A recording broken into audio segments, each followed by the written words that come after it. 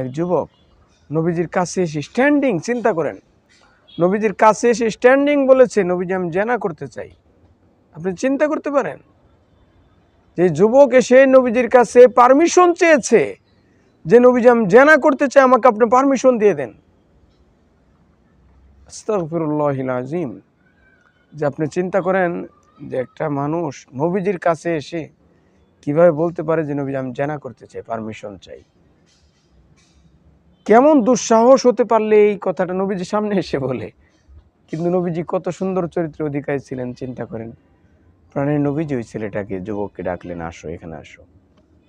আসলেন, যুবকের বুকে হাত রাখলেন, রেখে নবীজি যুবককে বললেন যে শোনো, কেউ যদি তোমার মার সাথে অন্যায় আচরণ করে, এটা তুমি সহ্য করবা?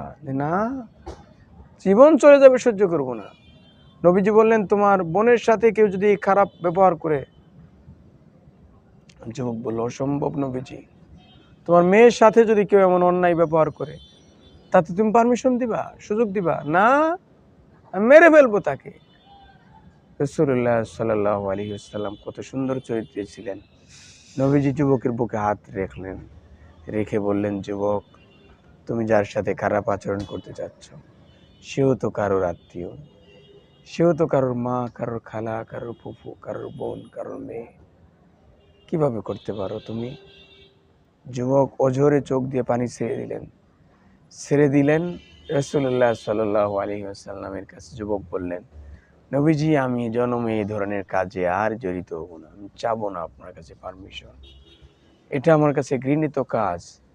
প্রাণের নবীজি এই যুবকের বুকে হাত রেখে আল্লাহ তাআলার কাছে দোয়া করে দিলেন। নবীজি আল্লাহ তাআলার কাছে বললেন যে আল্লাহ, এই যুবকের অন্তরকে পরিশুদ্ধ করে দাও, যুবকের চরিত্রকে ভালো করে দাও। সুবহানাল্লাহ।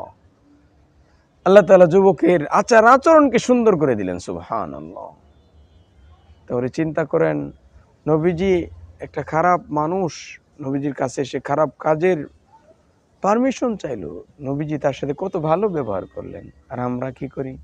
ভালো মানুষের সাথেও খারাপ ব্যবহার করি। চিন্তা করেন, খারাপ মানুষের সাথে খারাপ ব্যবহার নবীজি করেন নাই, আর আমি ভালো মানুষের সাথে খারাপ ব্যবহার করে নিজেকে অনেক ভালো বলতে চাই। এটা সম্ভব? বলেন ভাই, প্রিয় ভাই, এটা সম্ভব নয়। এই জন্য সকলের প্রতি উদাত্ত আহ্বান, আমাদের নেগেটিভ সেন্স, খারাপ ধ্যান ধারণা পরিত্যাগ করতে হবে। একটা মানুষ রাস্তা দিয়ে হেঁটে গেলে একটা নেগেটিভ সেন্স তৈরি করি, বুঝছিস কেমনে হাঁটে, কেমনে তাকাইলো, চিন্তা কর, চেহারাটা দেখ। মানে শয়তান আপনাকে এগুলো বলাচ্ছে। প্রিয় ভাই, আপনি অনেক ভালো, কিন্তু শয়তান এগুলো করাচ্ছে। এই জন্য সকলের প্রতি আরো যে আমরা আমাদের মানুষদেরকে ভালো চোখে দেব, ভালো আচার আচরণ করব। আল্লাহ তাআলা যেন আমাদের প্রত্যেককে সুন্দর আচরণ করার তৌফিক দেন।